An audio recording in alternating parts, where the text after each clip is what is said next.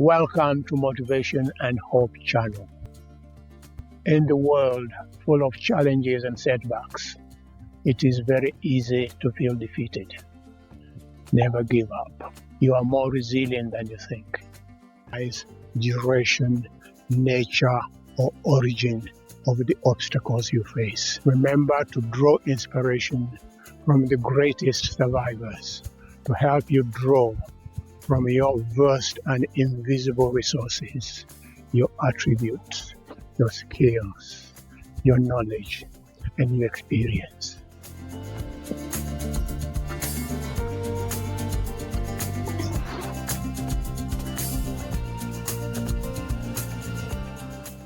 Let me show you some of the most resilient neighbors I have.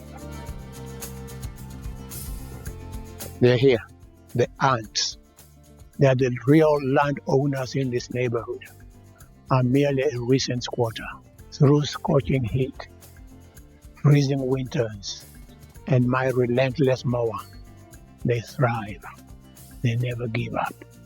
Please share some of your heroes of resilience in the comment section below. At 7 years of age, in grade 1 or primary 1, I was ambushed by personal adversity. You see, I was born left-handed, but I went to school staying with my older sister. My sister took it upon herself to make sure that I will never write with my left hand. So every Monday to Friday after supper, we had homework. My homework was to learn to write with my right hand. Everything else was out of the window. So my schooling became my left hand. She would stand behind me with a stick. The only respite was Saturday and Sunday. Only thing I had was hope that first term would end. So when the school ended, I went home and told my mother everything. She was understanding, and the 3-week vacation went like a breeze. Then the day came to return to school and stay with my sister. I escaped, and to my surprise, Mom didn't scold me. Business as usual. I was happy. I was excited. Then 2 weeks later, a bombshell. Mother announced that she had some food parcels to take to her daughter and that she was taking me with her. I smelt a rat. I bargained with her. She agreed that she would bring me home. I didn't trust her. Imagine not trusting your mom.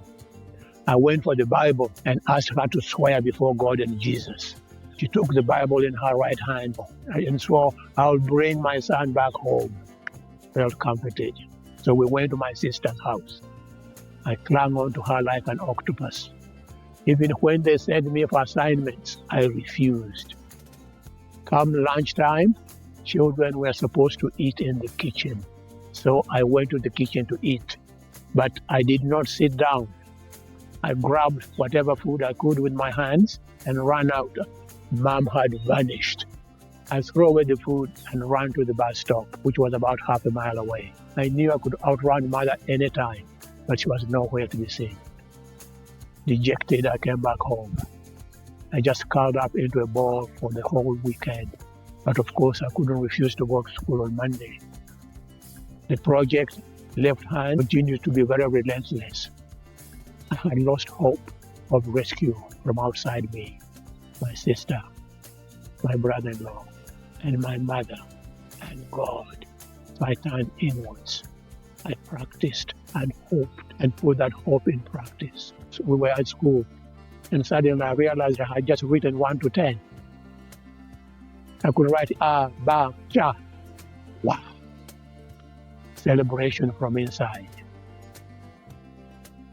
It has happened. I've done it. It was time for celebration. Just like now,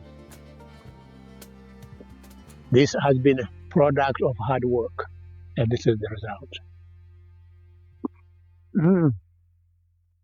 Isn't it nice? So now, when I'm faced with challenges, I look inwards and connect with that adversity experience as an example.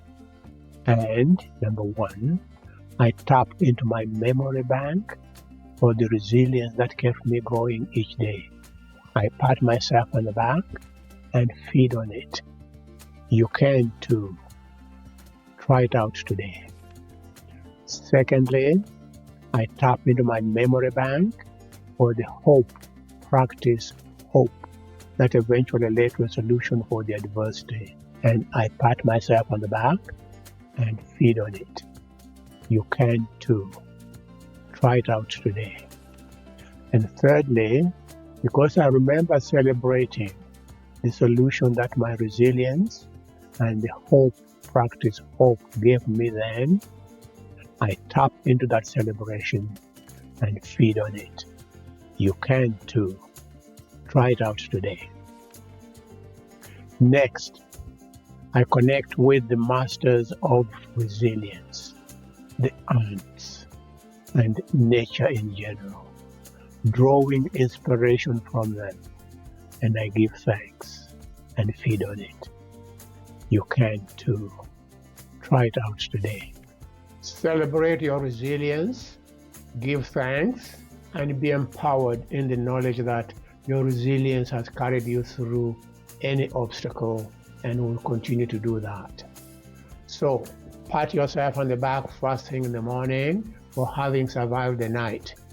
Then at noon, take a second or so, pat yourself on the back for having survived the morning, because regardless of how the morning was, you have survived it.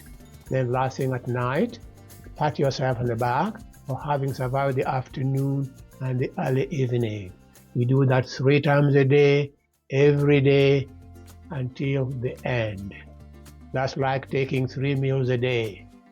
Your body will reward you with feeling good hormones, which is happiness. A job well done. With this, I have embarked on a new journey from a position of strength by drawing from my resilience that has never let me down. And I have added value to my life experience by acknowledging the crucial role my resilience plays in my life. Watch this next video to add more value to your life. Together, we will fuel your passion for success. Your comments help me share more relatable stories and tips. Remember to subscribe, share, and like. And more importantly, be safe.